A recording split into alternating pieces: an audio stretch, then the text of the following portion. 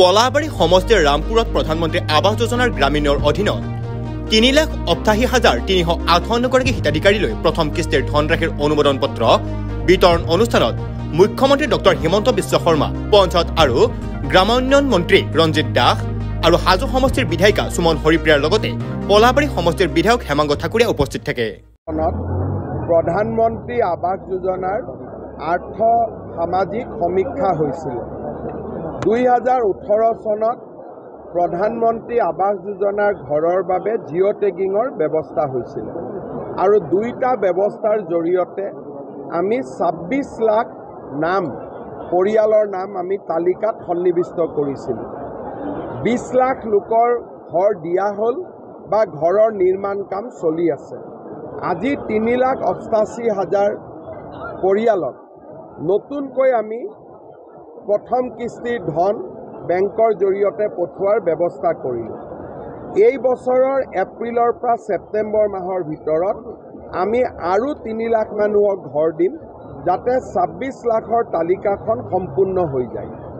ইয়াৰ পিছতো যিসকল দুখীয়া পৰিয়ালৰ নাম আৱাস যোজনাৰ পৰা বাহিৰত থাকিলে তেওঁলোকৰ নাম পুনৰ সমীক্ষা আৰু জিঅ' টেগিঙৰ কাৰণে অভিযান আমি যোৱা পৰহি দিনাৰ পৰা আৰম্ভ কৰিছোঁ।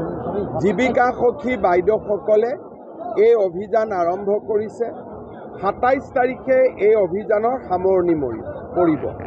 27ৰ পৰা 7 তাৰিখলৈকে ৰাইজে যাতে নিজেই, যদি কাৰোবাৰ ঘৰত জীৱিকা সখী বাইদেউ নগ'ল বা কাৰোবাক অন্যায় কৰিলে, তেতিয়া ৰাইজে যাতে নিজেই নিজৰ ফটোটো তুলি আপলোড কৰিব পাৰে, তাৰ বাবেও আমি 26ৰ পৰা 7 তাৰিখলৈকে আন এটা মহা অভিযান আৰম্ভ কৰিম।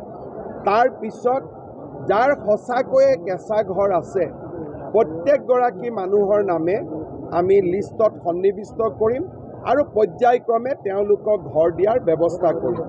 মোৰ আন্দাজ 26 লাখ মানুহে ঘৰ পালে অসমত আৰু যদি 10-15 লাখ মানুহে ঘৰ পায়, তেতিয়াহ'লে প্ৰত্যেকগৰাকী দুখীয়া মানুহৰ ঘৰে পকী হ'ব আৰু সেই দিনটোৰ বাবে আমি সকলোৱে মিলি একেলগে কাম কৰিছোঁ। আমাৰ ৰেচন কাৰ্ডত এতিয়ালৈকে আমি বিনামূলীয়াকৈ চাউল দি আছোঁ। 1 অক্টোবৰৰ পৰা আমি ৰেচন কাৰ্ডত দালি দিম, চেনি দিম আৰু নিমখ দিম। দালিৰ দাম বজাৰতকৈ 25 টকা কম হ'ব, চেনিৰ দাম বজাৰতকৈ 25 টকা কম হ'ব, নিমখৰ দাম বজাৰতকৈ 10 টকা কম হ'ব। 5জন পৰিয়াললৈকে 1 কেজিকৈ পাব আৰু 5জনতকৈ যদি ওপৰত পৰিয়াল থাকে ৰেচন কাৰ্ডত, তেওঁলোকে 2 কেজি পাব। অৰ্থাৎ 5জনলৈকে 1 কেজি, 6জন হ'লে তেওঁলোকে 2 কেজি পাব। এই ব্যৱস্থাটো আমি 1 অক্টোবৰৰ পৰা আৰম্ভ কৰিম, যাতে দুখীয়া মানুহে ঘৰো পাব পাৰে, অৰুণোদয় পাব পাৰে। আমাৰ ৰেচনত চাউলে অকল নহয়, দালি নিমখো পাব পাৰে। এই গোটেই ব্যৱস্থাবিলাক আমি কৰিছোঁ আৰু দুখীয়া মানুহ উপকৃত হ'ব নোৱাৰোঁ। ফৰেষ্ট ডিপাৰ্টমেণ্টে চেষ্টা কৰি আছে আৰু আজিকালি কিছুমান নতুন পদ্ধতি ওলাইছে। এই হাতীখিনি যোৱাৰ পিছত আমি পলাশবাৰী ৰাইজৰ লগত, ৰামপুৰৰ ৰাইজৰ লগত কথা পাতিম। কিছু যদি আমি নেপিয়াৰ প্লেণ্টেশ্যন কৰিব পাৰোঁ, তেতিয়াহ'লে হাতী নিজে নিজে আঁতৰি যাব। আমি মাত্ৰ এই বিপদটোৰ পৰা আমি মুক্তি পাই লওঁ, তাৰপিছত আমি ৰাইজৰ লগত আলোচনা কৰিম। প্ৰথম কথাটো হ'ল 2 জানুৱাৰী অসম দিৱস। এই অসম দিৱসটো এতিয়া ভাৰতৰ সকলো ৰাজ্যতে পালন কৰে। বহুতে কৈ আছে যে বিহাৰ দিৱস অসমত পালন হ'ব, অসম দিৱস পালন কৰে নেকি? অসম দিৱস প্ৰতিটো ৰাজ্যতে আজিকালি পালন কৰা হয়। উত্তৰ প্ৰদেশতো অসম দিৱস পালন হয়, বিহাৰতো অসম দিৱস পালন হয়, কৰ্ণাটকতো অসম দিৱস পালন হয়, অন্ধ্ৰ প্ৰদেশতো অসম দিৱস পালন হয়, গুজৰাটতো অসম দিৱস পালন হয় আৰু গোটেইবিলাক ৰাজ্যৰ মহামান্য ৰাজ্যপালসকল উপস্থিত থাকি অসম দিৱস পালন কৰে। আৰু ভাৰতীয় জনতা পাৰ্টীয়েও গোটেই দেশত থকা অসমীয়া লোকসকলক লৈ প্ৰবাসী অসমীয়া সন্মিলন অনুষ্ঠিত কৰে। এতিয়া যদি অসম দিৱসটো বিহাৰে পালন কৰে, উত্তৰ প্ৰদেশে পালন কৰে, আমিও ইয়াত বিহাৰ দিৱস পালন কৰিম, তেতিয়াহে মানুহৰ মাজত বুজাবুজি বাঢ়িব। গতিকে এই বিষয়টোলৈ ৰাজনীতিৰ কোনো কৰাৰ মিনিঙে নাথাকে। যিসকলে এইটো কথা বুজি নাপায় যে অসমৰ লাখ লাখ ল'ৰা অসমৰ বাহিৰত কাম কৰে, ইয়াত সাম্প্ৰদায়িক উত্তেজনা কৰিলে তেওঁলোকৰ জীৱনৰ প্ৰতি ভাবুকি আহিব পাৰে, এই কথাটো যিসকলে বুজি নাপায় তেওঁলোকে বাৰে বাৰে এই কামবিলাকত মনোনিৱেশ কৰে। কালিৰ পৰা মই পাইছোঁ অসম দিৱস পালন কৰিব নেকি? আৰে গৌৰৱেৰে অসম দিৱস পালন কৰে। যোৱা কেইদিনমান আগতে পণ্ডিচেৰীত অসমৰ প্ৰফেচাৰে মোক চিঠি দিছে যে মই গোটেই অসম দিৱসটো পালন কৰোৱাত আগভাগ লৈছিলোঁ।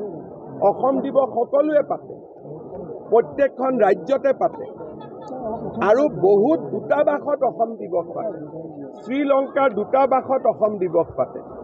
গতিকে অসমে যেনেকৈ অসমক মানুহে ভাৰতৰ আন ৰাজ্যৰ লোকে সন্মান কৰে, অসমেও আন ৰাজ্যৰ লোকক সন্মান কৰিব লাগিব।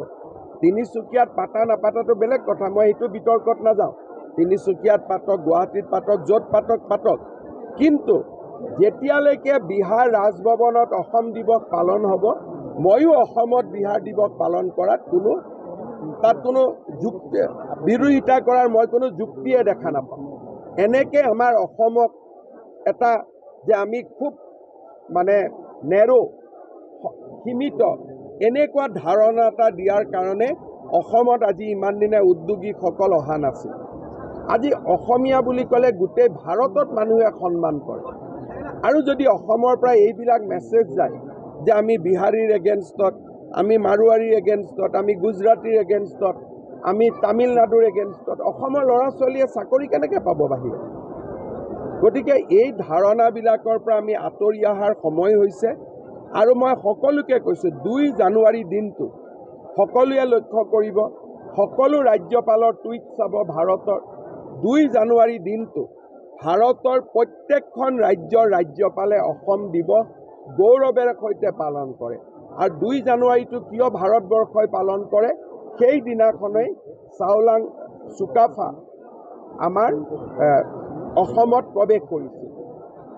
তেখেতৰ অসমৰ প্ৰৱেশ দিনটোকে আমি অসম দিৱস হিচাপে পালন কৰোঁ। এতিয়া ভাৰতেও এই দিনটো পালন কৰে। দ্বিতীয়তে, এতিয়া গোটেই ভাৰতৰ ৰাজ্যবিলাকত লাচিত বৰফুকনৰ ওপৰত পাঠ্যপুথিত এটা পেৰেগ্ৰাফ সোমাব গৈ আছে। আজি অসমৰ বিজয় যাত্ৰা আৰম্ভ হৈছে, অসমৰ অনিৰুদ্ধ যাত্ৰা আৰম্ভ হৈছে। এতিয়া যদি অসমীয়াৰ একাংশ মানুহে এনেকুৱা কথাক লৈ যদি ৰাজনীতি কৰে, আমাৰ ৰাজ্যখন আকৌ পিছুৱাই যাব। পলাবাৰীৰ পৰা জিতুমণি শৰ্মাৰ report, news any 365। Stay informed, stay ahead. News Any 365.